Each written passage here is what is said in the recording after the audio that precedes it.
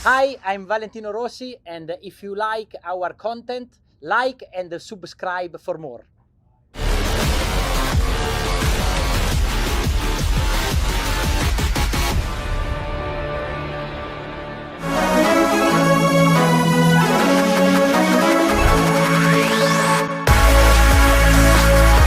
Hai, this is Mandalika MotoGP.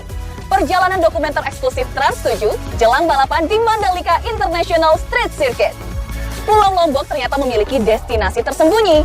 Salah satunya tempat Esther berdiri saat ini. Ada nggak ya rider GP yang udah berkunjung ke sini? Yuk kita lihat dulu liburan para rider. Here we go!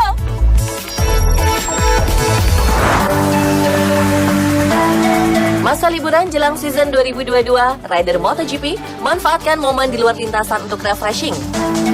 Berbagai aktivitas healing pun mereka lakukan, dari mulai menghabiskan waktu bersama keluarga, teman, dan kekasih tercinta, hingga mengunjungi lokasi vakansi favorit.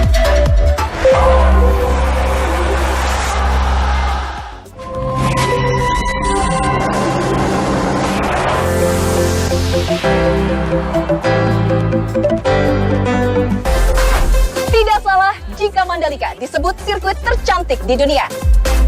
Keindahan seperti apa yang disimpan Mandalika sehingga begitu dipuja? Jika dibandingkan dengan trek indah lainnya, siapa yang jadi juaranya? Kejuaraan dunia MotoGP 2022 resmi bergulir dalam hitungan 1 minggu ke depan.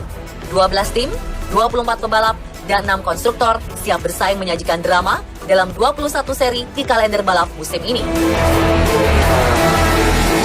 Sebelum memulai seri perdana di sirkuit Losail pada 6 Maret, seluruh kontestan telah melalui serangkaian uji coba dari mulai shakedown test hingga official pre-season test. Uniknya, tak ada nama unggulan yang mendominasi dalam rentetan uji mesin. Well, apakah ini menjadi sinyal sengitnya balapan MotoGP 2022?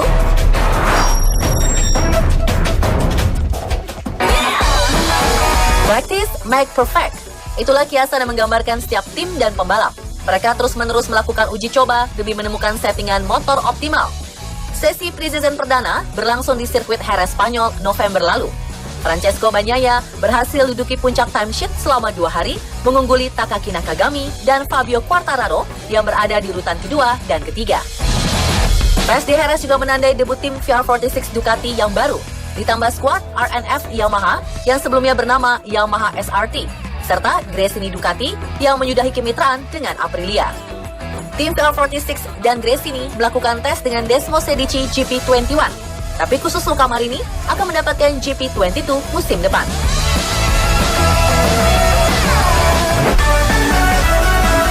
Berlanjut ke sesi sepang tes pada awal Februari 2022. Pebalap tim Gresini Ducati, Enea Bastianini, keluar sebagian tercepat pada hari kedua uji coba dengan torehan waktu 1 menit 58,131 detik. Tak hanya itu, rider Italia bahkan memecahkan rekor fastest lap sepanjang masa, milik Danilo Petrucci. Walau raihan ini tidak resmi tercatat karena dibuat pada saat tes dan bukan balapan berlangsung. Meski begitu, ini menjadi indikasi positif bagi Bastianini yang belum memiliki pengalaman balapan MotoGP di Sepang. Sepang tes juga jadi momen bagi Ducati yang telah menguji perangkat barunya Front Right Height Device, instrumen adjustment ketinggian motor versi ketiga setelah Whole Shot Device dan Rear Right Height Device. Sedangkan progres signifikan ditorehkan Alex Espargaro bersama Aprilia yang tampil dominan di uji coba Sepang, yang menjadi rider kedua pasca sehari sebelumnya berada di peringkat pertama. Jorge Martin melengkapi daftar pebalap top 3 di tryout Sepang.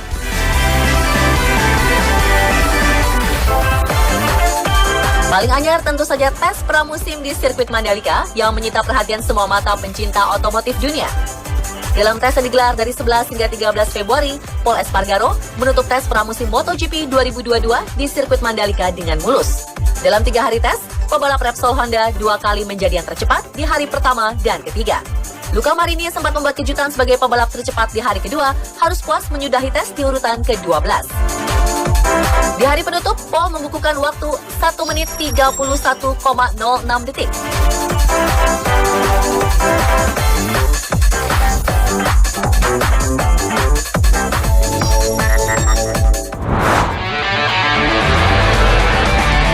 Indonesia patut berbangga dengan Mandalika, sirkuit taraf internasional kelas dunia. Belum mengetahui seluk-beluk Mandalika? Kemegahan apa ya yang tersimpan di dalamnya? Ini dia, kami hadirkan untuk GP Mania. Here we go!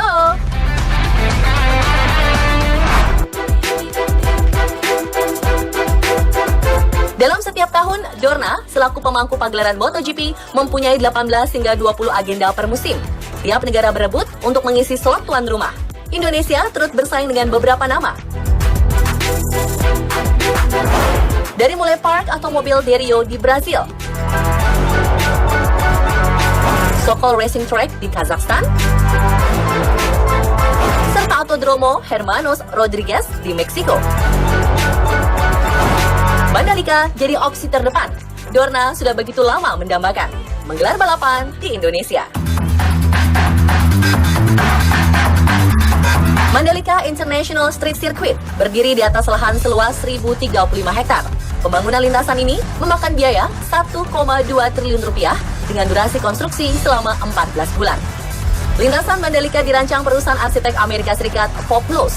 Jam terbang Populous tak perlu dipertanyakan. Silverstone Inggris, Wembley Stadium, hingga berbagai bangunan kenamaan olahraga lainnya adalah hasil tangan dingin para arsitek Populous. Namun, untuk urusan pembangunan ITDC, mempercayakan kepada MRK1 serta Road Grip Motorsport. Untuk data yang lebih signifikan, Trans 7 turut berbincang dengan para pihak penting yang memiliki peranan vital dalam pembentukan sirkuit Mandalika. We know that the design was by MRK1 together with the people from MGPA and RMI, so there was a lot of people involved in the design of the track. Tentunya ada arahan dari pemimpin negara demi sirkuit ini bisa membanggakan nama bangsa. Jadi waktu kita membangun itu, Bapak Presiden menyampaikan bahwa harus kelas dunia.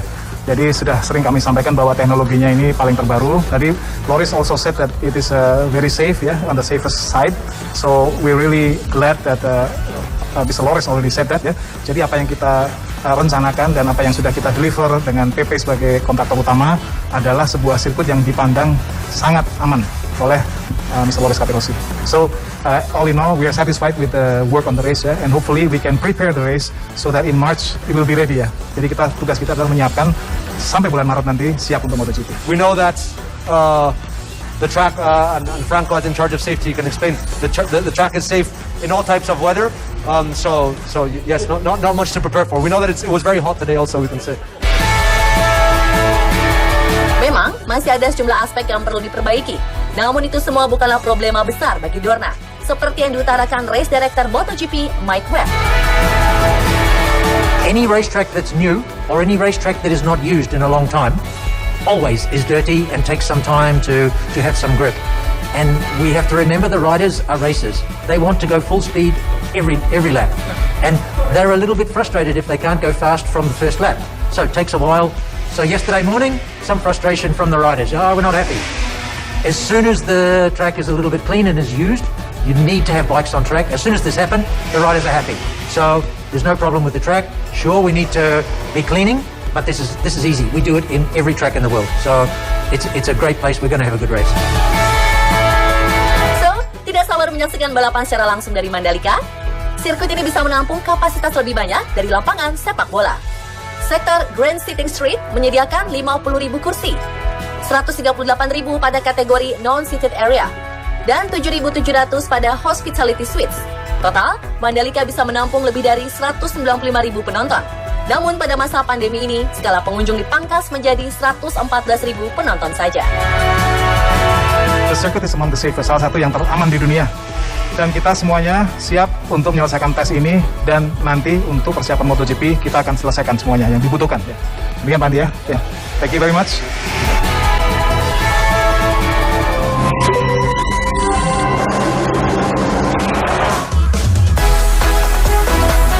This is Mandalika MotoGP, menjadi tayangan eksklusif dalam menyambut Grand Prix of Indonesia.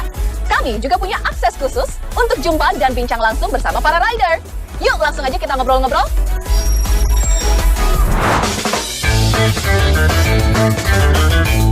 Yes, pasti GP Mania tahu kan momen-momen viral di media sosial para rider MotoGP pas waktu ke Mandalika. Sebagai warga negara Indonesia, kita harus berbangga diri pastinya. Karena setelah penantian panjang, akhirnya balap motor taraf internasional akan kembali terselenggara di tanah air kita. Nah, sebelum kita menyaksikan race GP Mandalika tanggal 20 Maret nanti, tim Trans 7 punya ulasan spesial nih buat GP Mania. Interview eksklusif Esther Lita Koraima bersama para joki kuda besi spesial menyambut Mandalika Grand Prix dalam Their Stories About Mandalika.